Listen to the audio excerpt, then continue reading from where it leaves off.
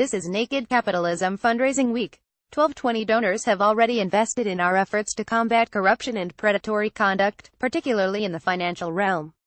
Please join us and participate via our donation page, which shows how to give via check, credit card, debit card, or PayPal. Read about why we're doing this fundraiser, what we've accomplished in the last year, and our current goal, burnout prevention. As the Tory party descends into open warfare, Theresa May is attempting to pull off a bizarre face-saving exercise. In a speech scheduled for 3:30 p.m. today, the Prime Minister will attempt to shift blame in advance of the widely anticipated refusal of the EU to approve having Brexit negotiations start to address trade-related matters. In Brexit speak, that phase is referred to as the future relationship. Why is it so important to May to try to get control of media spin aside from the fact that she's been unable to tamp down infighting? More on that shortly. This week, Brexit negotiations resume, with the EU to decide formally whether enough progress has been made for them to move on the future relationship. Recall that this was an ambitious timetable given the complexity of the issues already at hand, assuming something resembling actual negotiations were actually happening. Press reports suggest that the only topic on which meaningful headway has been made is on the legal transition issues, such as the role ECJ decisions will play post-Brexit. May's speechwriters have grabbed onto a fetching cliché, which many of the press barons have dutifully picked up, that the ball is supposedly in the EU's court. The reality, as anyone who has dimly paid attention knows, is that the Tories have lost the ball and are too busy squabbling even to go looking for it. The intensified bickering, and the continued lack of agreement as to what sort of Brexit even the Tories want, gives vivid confirmation to a major EU complaint: they have no one to negotiate with. Worse, May's team is flogging a new canard that the Brits are making realistic plans for Brexit. This is laughable, but even worse, the government may actually believe this new garbage barge they are trying to foist on the soon-to-be-suffering public, save the top rich and technocrats, who will find a way to save their hides and maybe even prosper.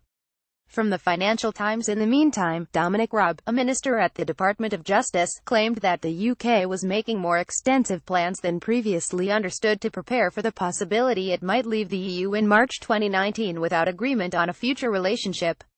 Such an outcome could require the country to set up customs posts, air traffic control systems, and other new, independent institutions far more quickly than if a deal is reached for an orderly transition. A full year ago, we caught the significance of how the UK looked to be in trouble regarding an overdue, major upgrade of its customs system. It would be daunting to get the project done in 2019 even in a no-Brexit scenario, and getting the needed coding done for vastly increased border requirements is an impossible task. Nothing has changed since then to ameliorate the situation. Indeed, a full 9 months after we flagged the issue, the National Audit Office was making the same warnings. From our October 2016 post, the UK's present system for handling non-related trade is almost 25 years old and was set for replacement. The new system, called CDS for Customs Declaration System, to be ready by 2018 and to have the capacity to handle 100 million transactions. At double the current level of 50 million, that would have seemed to be ample headroom. Reading between the lines of the Financial Times story, there seems to be some doubt as to whether the original spec could have been pulled off in time. But now with Brexit, the project suddenly has a major spec change. It has to handle 350 million transactions. And what the story does not mention, but seems likely to be the case, is that there are tons of other spec changes that have yet to be identified and documented related to EU and UK tariffs on specific goods. And if the system tracks things like port of embarkation and disembarkation, more data fields need to be added for all the EU ports and air cargo locations. And of course, the euro currency data field needs to go in too. In addition, since the negotiations will be in progress, the levels, and potentially even some of the categories, are likely to be in flux. Given that olives are a very important export good for the EU, how will olives be treated versus olive oil versus products made from olives, like olive paste? Will green olives be treated differently than ripe ones? How all this sorts out affects the coding. Recall that Lambert broke the story of the Obamacare exchange system's disaster by noticing that spec changes were being made 6 months prior to launch. The reality turned out to be even worse. Changes were being made weeks before the start date. He recognized how disastrous that was for a system's rollout. And these were modifications to what was presumably an otherwise largely settled development plan. If my surmise about how many things will be up for grabs in a Brexit negotiation start with will they try to negotiate a WTO and an EU deal in parallel, since there is no assurance the UK will get timely approval from either set of counterparties, it's hard to see how any meaningful coating on the EU system can get rolling. And this is only one of a myriad of hard Brexit tasks the UK needs to be able to manage, and looks utterly incapable of pulling off. Point 1. At least there was some good gallows humor in the Financial Times comment section, such as JFKFC made a Europe better start negotiating, or we'll ship you more jobs. Dress sense in this movie, the EU is the cop sent to talk the UK jumper down from the roof. While British readers can fill in more details, the short version of the leadership catfight is that after May got shellacked in her misguided snap election, Treasury Secretary Philip Hammond, who is a proponent of a soft Brexit, was on his way to steering the direction of the Brexit talks. Even though the snap election results were widely seen as a repudiation of the hard Brexit camp, that wing of the Tories has refused to cede ground. Boris Johnson continues to issue leadership challenges to May, and she is too damaged to put them completely to rest. And now the hard Brexiters are having a go at Hammond.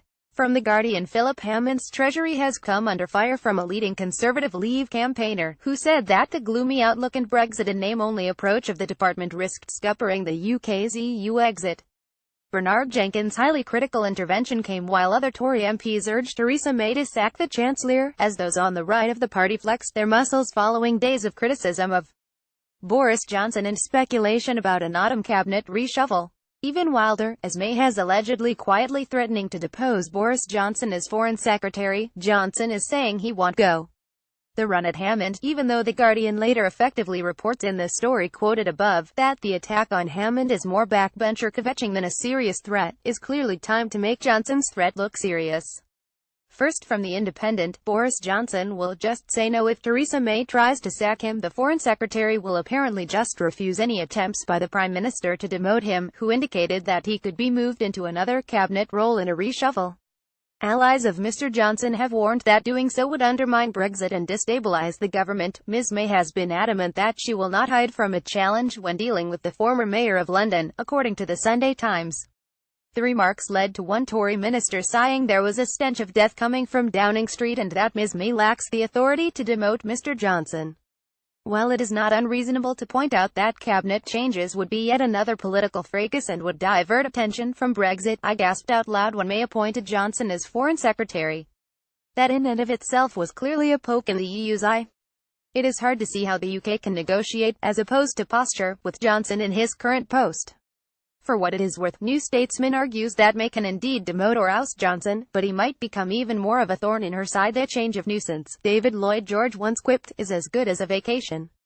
Theresa May might be inclined to agree. The collapse of Grant Shapps' plot to remove her has strengthened her hand as she contemplates a reshuffle. The thing about sacking Johnson is that it only makes sense if the PM plans to use it to inject a note of sense into the Brexit talks, perhaps by reminding the frothier members of her parliamentary party that removing oneself from a 4-decade membership of a trade bloc is difficult, regardless of whether or not Treasury mandarins break into a rendition of Everything is Awesome every morning at 8 a.m. sharp. Or if, instead of pledging money to prepare for no deal, concede that no deal is a fantasy that can't be achieved. That, as the Times reports, she is instead planning to tell the EU 27 that the ball is in their court shows that regardless of whom she sacks, come the crunch, the PM will always side with the loudest voices in her party. That is to say, she will always opt for a Brexit as hard and as damaging as possible. And while May has looked like a dead woman walking since her snap election backfire, it's hard to see the party lining up between Johnson or any of the other leadership contenders. So as much as I thought she'd be gone quickly, her coalition with the DUP, as tenuous a hold on power as it represents, has enabled her to stay in place, in large measure due to the lack of any viable successor. At this rate, predictions that she'll be gone by Christmas may prove to be premature. As Richard Smith put it, the issue isn't that May is a dead woman walking, it is that the Tories are a dead party walking. Ironically, May is the least crippled leadership candidate they have. So, she may hang on until the coalition with the DUP cracks up. The other possible force that may change the game board is businesses showing they are serious about moving operations. However, it's surprising that they haven't already applied more pressure to the leaders of both major parties, as well as doing a better job of getting press coverage. So it may not be until first or second quarter 2018, when more and more production shifts and job relocation are announced, that enough reality penetrates the Brexit bubble to shift the political dynamic. That is an awfully long way away. Having said all of this, Bloomberg had an optimistic tidbit: even as government infighting risks disconcerting EU negotiators, there are signs May might be able to deliver some progress. EU diplomats say leaders may be forced to give ground to the UK before the end of the year to prevent splits opening up between the other 27 governments. Unfortunately for the UK, this may mean less than it appears to. The UK has very few allies in the EU, with the biggest being in Poland. EU rules require unanimous approval of a Brexit. An immediate logjam is over the refusal of the UK to discuss the so-called Brexit tab, which is actually a settlement of outstanding obligations. The EU has floated its highest estimates, presumably to condition the UK to see something much lower as a deal. And the EU has already come up with a framework, which presumably is also open for discussion, as to the firmness of the UK's various treaty obligations. So the negotiations would presumably start with the framework and then the items with the framework, which would largely determine the total figure. Note that quite a few are expected to be conditional on future events. Then the two sides would wrangle over how much overtime the UK could stretch the non-conditional amounts to. Recall that as of the end of last week, the Financial Times reported, based on a debate following a presentation by the EU's negotiator Michel Barnier to the 27 EU ambassadors last week, that Germany, with some unnamed countries backing it, as well as France, were not budging on the UK settling its departure bill before talking trade. As we pointed out, when Germany and France agree on anything, the rest of the EU falls into line. Moreover, even with Merkel damaged at the polls, German industry is backing her tough stand on Brexit. So Merkel has no domestic incentives to give way. Smaller countries could be muscled into line, but not Germany. Admittedly, Article 50 does not require unanimity but a qualified majority. But a few countries objecting isn't enough to impact the negotiations.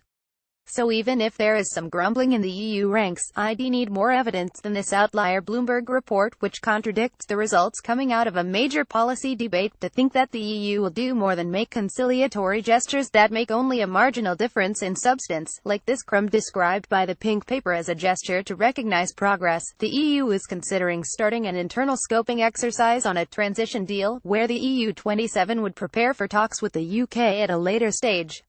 While an advance of sorts, this falls well short of London's hopes that talks would begin after the summit in October. Another major stumbling block is what to do over the Irish border, where there does not appear to be any clever solution. So again, it's hard to see meaningful concessions coming from the EU. In the absence of any UK progress by as soon as year-end, I really wish there was a way to envision less than disastrous scenarios for the UK. But I'm at a loss to come up with any, and the threadbare PR coming from government leaders only confirms how bad might wind up being, _____1, and I will still claim that tariffs are the easy bit. The hard bit, and your customs IT system needs to deal with that, and a lot of complexity comes from that, as the NTBs. I keep saying mutual recognition agreements MRA over and over, but it really is important, and even a number of Brexiters, the ones not blinded by power, history, or whatever, even recon exited and were saying as easily as Feb this year, WTO is not an option, even assuming can opener, i.e. full and proper WTO membership on day one. The country of origin rules are massively complex, and what Eve described tariffs based on that is one potential. What happens is that the tariffs are based on the last substantial value add. So if you import Chinese stuff, and just package it and sell to EU, the tariffs will be the same as if it comes straight from China. On the other hand, if you incorporate a part into a whole that is substantially more valuable, and how do you decide that is part of the fun than the other parts, the tariffs are now based on the country where that last ad valorem happened. There are other rules, but I'm not going to turn this into a specialist post, especially since I haven't read the WTO rules in full yet, but you get the idea. Now though, it gets even more complicated. On the top of being able to determine whether or not a tariff applies, any goods imported must meet the standards of the importing country. And EU has lots of them, even if it does not have a standard for how curved bananas should be, as the British press told us. This can be fundamentally met only in two ways. Either via MRA, where you recognize each other's standards, setting bodies, standards, rules, and regulations, etc. Remember, this is not just a snapshot in time, but also takes into account that the body standards etc. evolve with time, so extra layer of complexity there. or that you take a sample from each shipment and test it. Of course, the owner of the sample's importer pays the cost of the testing, and it also pays the cost of storing the freight while it's being tested. So it costs the importer time and money. TBH, I can't see how could you possibly trade something complex like cars or plane parts where safety is involved. Whoa, an MRA. And your customs IT system has to support all of that. Oh, but you say, well, let's set tariffs to 0 for everything. Well, that may sort out your customs IT problems around the tariffs. Unless you want to throw out of the window all your standards, that means you still need to establish the compliance. And I can assure you that if you do throw out all your standards, getting an MRA with so much else is going to be a nightmare. So your exporters rather get going on implementing the moralist trading processes right now, and hope to get there in time. A friend of mine runs a small caliber ammo manufacturer, very highly policed stuff, and based on what I heard, I doubt he would be able to get their processes and systems in place in 2 years, and that's knowing what needs to be done and how.